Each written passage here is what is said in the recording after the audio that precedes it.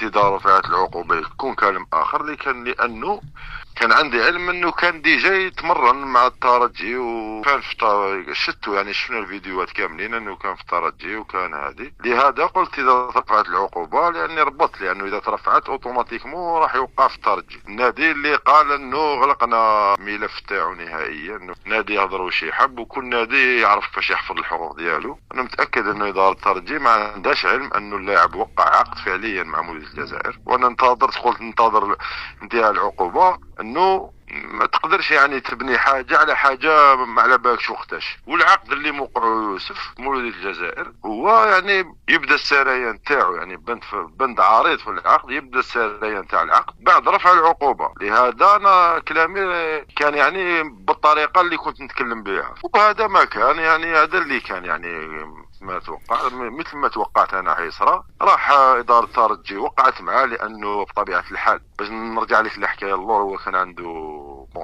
هو كان يعني في الفتره هذه اللي كان معاقب فيها كان عنده اموال يسالهم في الترجي التونسي. هو حب يربط بين هذه وهذه وما قدرش، لانه الترجي التونسي انا متاكد انه ما كانش عنده علم باللي اللاعب موقع فعليا مع مولوديه الجزائر.